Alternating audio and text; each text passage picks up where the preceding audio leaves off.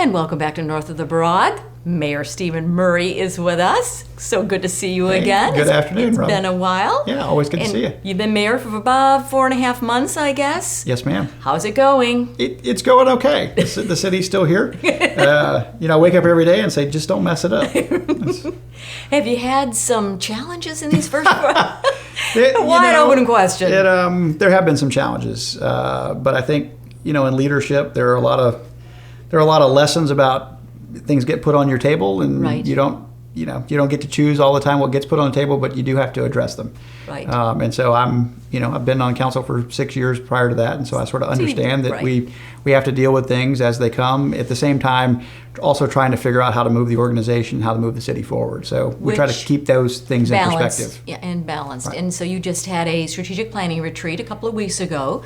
So what was the result of that? How did that go? We did. And so something that I'm really proud of since I've been on council, we've started a strategic planning effort. We have a really great strategic plan that we've about 4 years now been building on. It's available online, so folks can find it at cityofbeaufort.org. But it's a great way for us to sit with council, with department heads. We take public input, our boards and commissions weigh in. So really it's this great community conversation over the course of 2 days to dive deeply into these issues on how over the next year or the next 2 years, how we're going to use city resources within the departments to do two things. One, figure out on a daily basis how we continue to drive high quality, value driven services.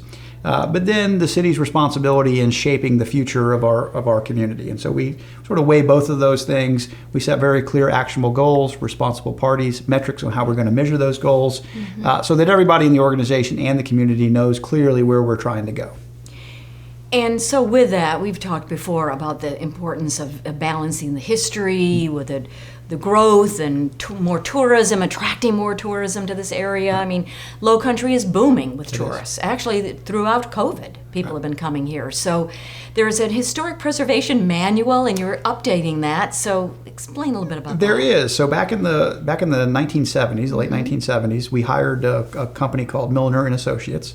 And they helped create a historic preservation manual. So they went street by street, looked at the architecture, looked at our contributing historic structures, and tried to capture the mass, the scale, the design elements that makes Beaufort and makes our historic district unique. And that is what our Historic Review Board, that document is one of the documents that our folks use to make decisions on approving new construction or approving renovations throughout the historic district. We updated that guide back in 1997, but that's the last time that it has been updated. So the manuals are both sort of hand-drawn sketches. They don't necessarily reflect modern building materials. The contributing structure list that aligns with the historic district, it hasn't been updated since 1997. So council and our friends at the Historic Beaufort Foundation and a number of community members felt like it was time for us to update both of those documents. So we are fortunate. We did an open RFP process, but Milner and Associates, the same folks who did the 1970s original guide and the 1997 guide, probably one of the most well-respected preservation firms in the country, we've contracted with them. So they're going to help us with the update. We had a public meeting this week, and there'll be a subsequent public meeting at the end of the process so folks can see the guide. But I think the idea is making sure that as we grow, we're also keeping to our sort of historic preservation standards and roots, and clearing up any conflicts that we have with our current code and our preservation manuals to make it a little more predictable for everybody who's involved. And could that prevent maybe some lawsuits down the road with I think anytime developers that want to come in and I think anytime you try to make it more predictable for folks, that helps. Sure. And one of our philosophies, we're not necessarily trying to make development easy in the city of Beaufort, because I think we have very stringent standards.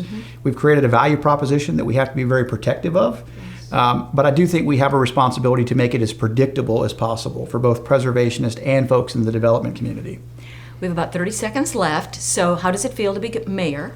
It feels great to be mayor. It's the best job I've ever had. It's the most challenging job I've ever had.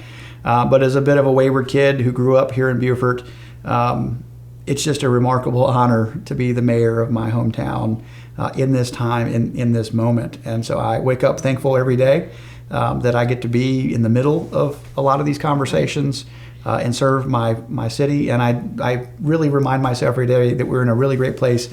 Let's just not mess it up. You won't. You're not going to mess it up. Thank you, Stephen Murray, the mayor of the city of Beaufort. And that's it for this show, North of the Broad. We'll see you next time. Thanks for watching.